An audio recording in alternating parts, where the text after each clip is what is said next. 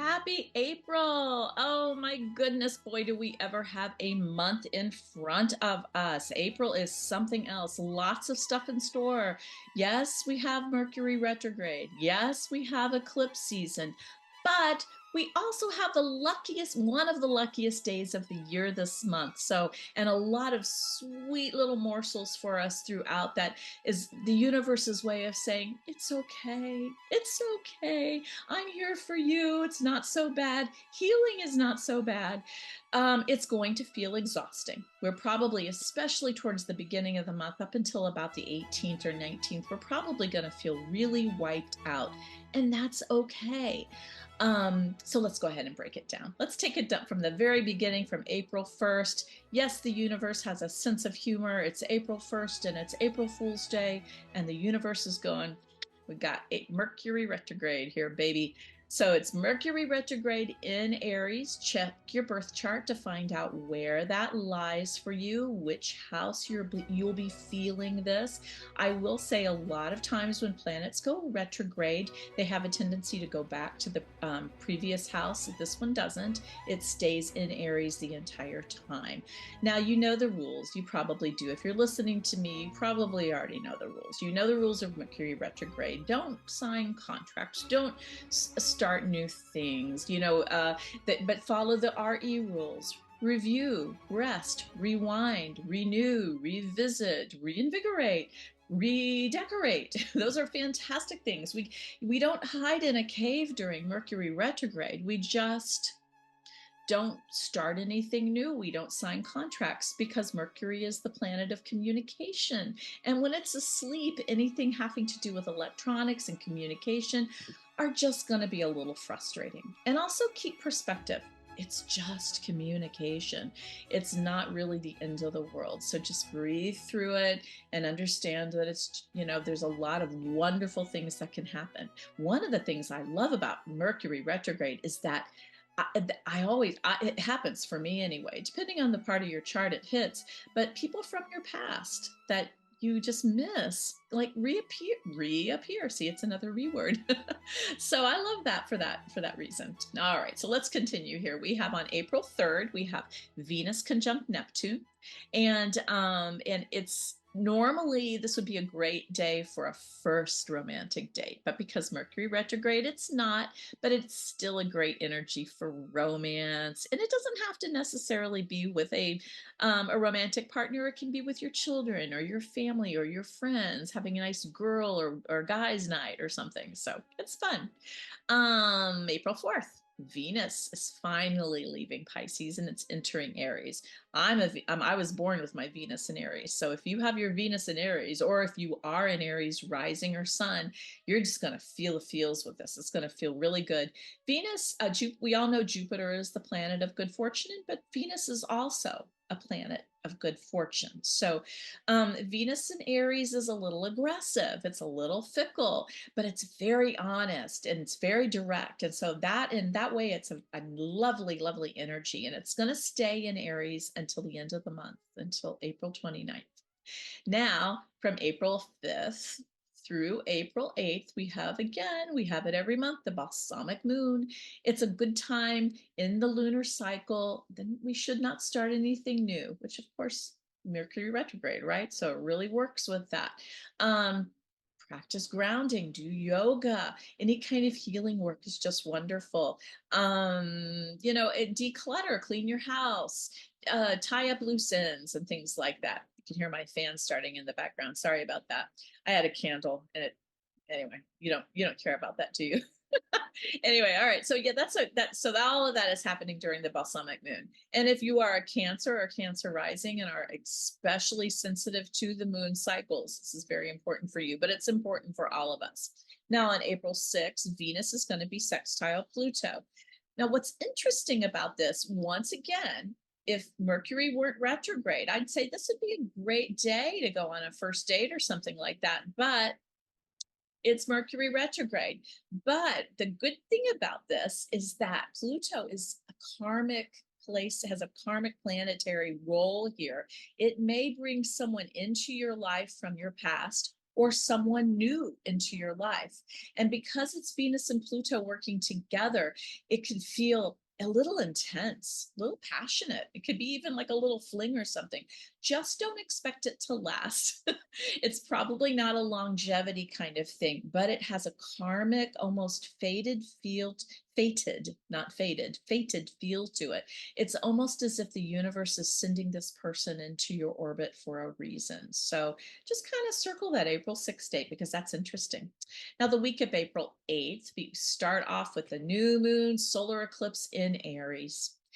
We're going to feel wiped out, guys. We've had one very powerful eclipse and we're going into another one. Now, I'm going to keep saying this and I'm going to keep saying it until people listen. It is a very powerful energy. It's going to wipe us out. It's energy, but at the same time, it's breakthrough energy. It's powerful. It's positive. It's not like I know we all are suffering PTSD from the last couple of years with that eclipse series in Taurus and Scorpio. No, this one's different. It's more powerful, but it's just as powerful, but it's more positive. So this one is going to be more internal. You may have some things happening to you, but it's all about your internal growth right now. It's about breakthroughs and healing because we not only have the new moon solar eclipse in Aries, it's conjunct Chiron, the wounded warrior healer. It's conjunct the North Node, obviously, because of the eclipses. It's also conjunct Mercury retrograde.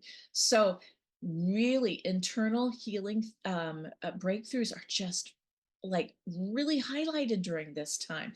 Or if you have an estrangement from a loved one or a family member, this is a time that this could be healed possibly. So that's wonderful. If you're in therapy, big breakthroughs, or not in therapy, big breakthroughs could happen.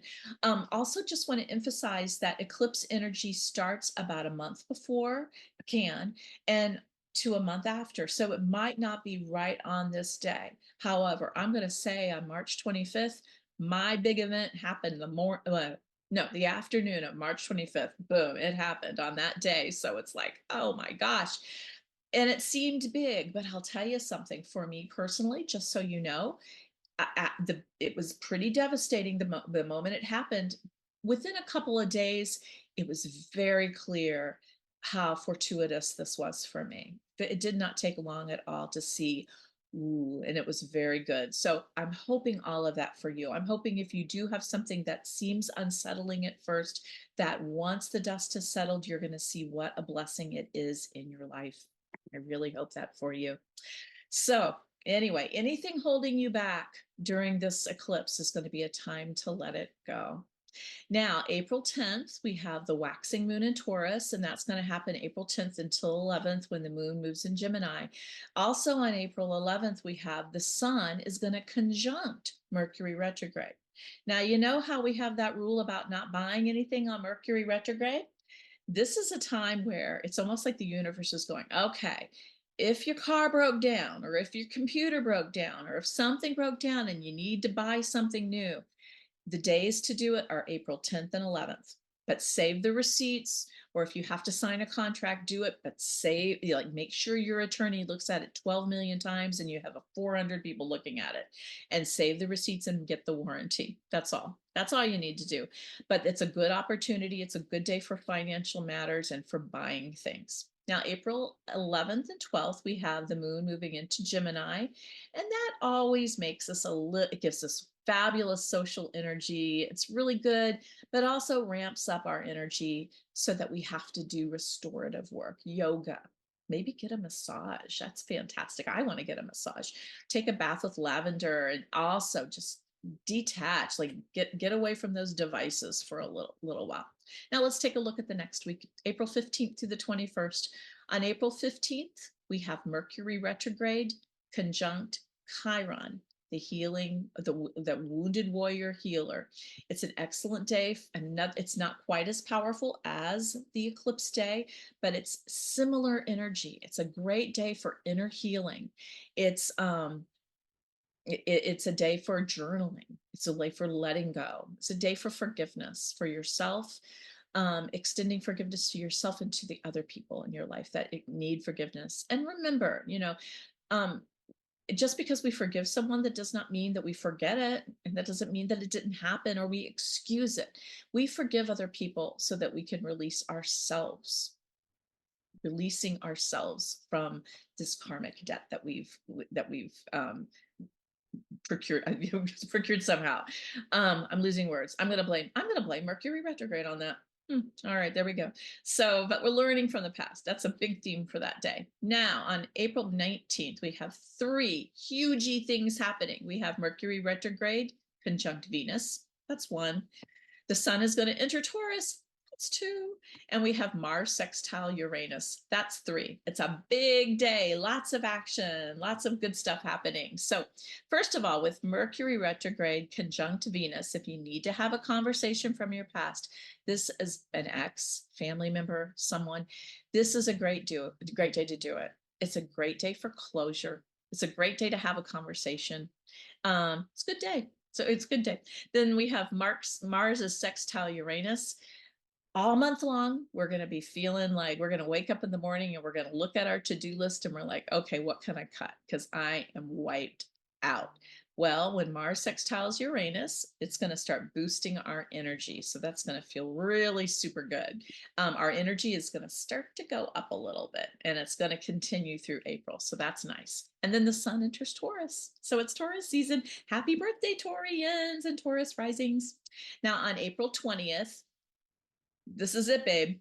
This is it. This is the luckiest day of the year. One of the three luckiest days of the year. I'm not going to tell the other ones. I'm not going to give us the spoil alert. The other two are in May. When Jupiter, the planet of good fortune, conjuncts Uranus, the planet of sudden surprises and happenings and freedom and humanitarian efforts and friendships, it's an invigorating day. It's a fantastic day. Circle that day. Good things are going to happen. I predict it's going to be friggin-tastic. April 21st, though, I brought good news, didn't I? Now I'm bringing not so hot so news. Just be a little careful on April 21st. The sun is going to square Pluto. Pluto is volatile sometimes, depending, especially when it's square. Pluto's not a bad planet. It really it gets a bad rap because it's intense, you know. It transforms, and it's kind of power hungry a little bit. But if it's in a good aspect, it's wonderful. But it's squaring the sun, so isn't that sad that we had the luckiest day of the year followed by a really funky day? But that's the way it is. It's volatile energy. Stay away from power hungry people, stay away from the people in your life that you know that they just yank your chain, they push your buttons. um but also watch yourself, because it's energy that affects us as well too. So just kind of be careful that you're not being power hungry or ego driven and stuff like that, because we all can do that. Now on April 23rd, we have the full moon in Scorpio. Now you're all aware that during eclipse season, if you are a manifester or you're someone who likes to work with new moon energy and do rituals with the full moon energy releases and charging your crystals, and I'm one of those people, I'm there. We don't do this during eclipse season. We let the universe do this for us. The energy is too volatile. We don't do this. But by the time we get to the 23rd, to the full moon in Scorpio, eclipse season is in our rear view mirror. Thank you very much. Phew. Now we have the full moon in Scorpio. This is the most powerful full moon of the entire year for releasing, because it's the full moon in Scorpio, which is ruled by Pluto. So see, Pluto does good things. So set your intentions to let go of any guilt, forgive yourself, forgive others, let go of jealousy, let go of compulsive behaviors, let go of drama. Anything in your life that's holding you back, you can let go of it on this date. The sun and the moon are both squaring Pluto on this day, and it's in Scorpio. So it's intense energy, but it's very powerful, especially if you want to purge something from your life. And because of that waning moon and Scorpio aspect that we discussed back in March, because it's a good time for letting go of things, you have from the 23rd through the 25th to really work this energy, this releasing energy. Now, April 25th, Mercury turns direct. Yay! It's there, it's back again. But it takes about a week for it to wake up. Just like when you wake up in the morning, do you just spring out of bed? Not many of us do. I know I kind of sit there and I push snooze a lot. And that's what Mercury is going to do. Mercury pushes snooze, snooze, snooze. It takes him about a week to really start. All right, I'm back. I'm going again, right? So, Mercury turns direct on the 25th, but give it about a week. I'd give it till about at least May 1st before I start plowing ahead with new things and signing contracts and buying cars and getting married. You can wait until about then, right? And then let's see, April 28th and 29th, we have a funky little thing here. We have Mars conjunct Neptune. It's a low energy couple of days. It's a day to chillax. It is a good day for artistic pursuits, charitable pursuits, anything that's spiritual, anything that's healing. But because Neptune, and follow me here, is illusion and delusion. It's got a lot of good stuff, but it's illusion and delusion. And you have Mars, which is ego-y, aggressive energy. If you put those two energies together, it can bring out dishonest people and practices. So I would be really careful on the 28th and 29th with my online purchases. And I would just be really careful with my money on those 2 days. Always, of course, but especially on those 2 days. Now, on April 29th, we also have Venus is going to enter Taurus. Venus loves being in Taurus. Venus is Taurus's ruling planet. So it's going to be so happy. I mean, do you see what's happened here? All month long, we've had unstable energies. But at the end of the month, the energies are going to start to pick up and everything's going to stabilize. You can't have anything more stable than Venus and Taurus. If you want to, I want to encourage you to buy yourself flowers. Don't wait for someone else to do it for you. I want you to buy yourself beautiful chocolates and beautiful new clothes. And if you want to decorate your environment in soothing colors, buy yourself things, take care of yourself, get a massage. That energy is going to last till May 23rd. So that's going to be really good. It's just good for relationships and money too. Now, April 30th, once again, another stabilizing energy. Mars, which is our energy and ego, is going to enter Aries. Mars is Aries' ruling planet. So it's going to be like, I'm home, baby. I am home. So, so yeah, Venus is in Taurus, Mars is in Aries. All is right with the world. Now, I will say one bad little news, sir. Sorry about this. Just don't shoot the messenger. Venus, which is now in Taurus, is squaring Pluto, which is in Aquarius. That's not great energy. That's whenever you have when you have the word square and Pluto together, not really, really good. It's not good for love. It's not good for money. Power struggles may happen. It's not good for first date. It's not good for relationships. It's just one of those lie low kind of days. But don't worry about it because Mars is in Aries and everything is happening and things are percolating. We had Venus conjunct Uranus. And so all of that exhausting April energy that we had at the beginning is starting to clear up. And we are looking forward to the other two luckiest days of the year happening in May. Lots of big stuff happening in May. So it's all is well. And I hope from the bottom of my heart that you all have a wonderful, wonderful April. See you next month.